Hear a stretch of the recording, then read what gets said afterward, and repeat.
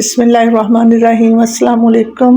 Cooking with Ahmad मोम channel पर हम आपको वेलकम करते हैं। आज हम आपसे बहुत ही ज़बरदस्त रेशा शामी कबाब बनाने की इजी सी रेसिपी शेयर करेंगे।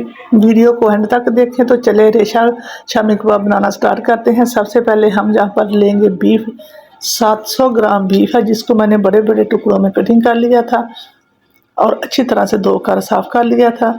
अब हम सबसे पहले एक बड़ा सा पतीला लेंगे और पतीले के अंदर डाल देंगे।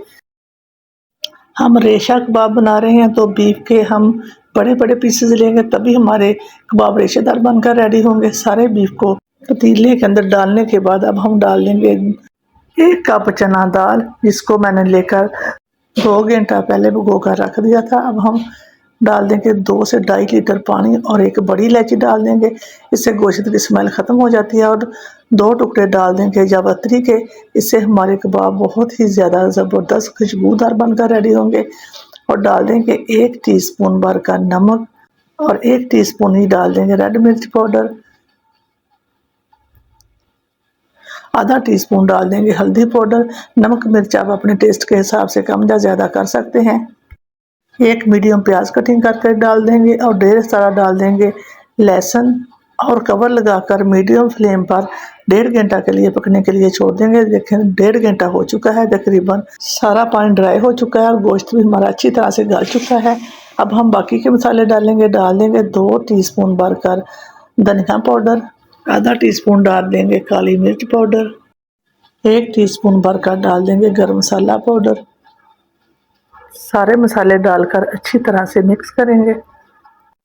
जहाँ पर अगर आपको लगे कि गोश्त के अंदर पानी बाकी है तो आप इसको ड्राई कर सकते हैं। सारे मसाले अच्छी तरह से मिक्स हो चुके हैं।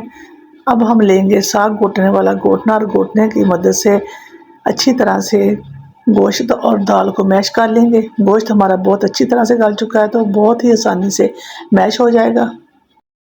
दाल और गोश्त अच्छी तरह से मैश हो चुके हैं। आप देख सकते हैं गोश्त के सारे रेशे लैदा हो चुके हैं। अब हम दाल और गोश्त को एक बाउल के अंदर निकाल लेंगे और डाल देंगे 1 खाने का चम्मच भरकर सब्ज़ मिर्च का पेस्ट और डाल देंगे ढेर सारा सब्ज़ धनिया, ढेर सारा डाल देंगे पुदीना। धनिया और पुदीना डालने से हमारे कबाब हरे भरे और खुशबूदार बनकर रेडी होंगे। धनिया और पुदीना डालकर हाथों की मदद से अच्छी तरह से गोश्त और दाल के अंदर मिक्स करेंगे। धनिया और पुदीना मिक्स हो चुके हैं।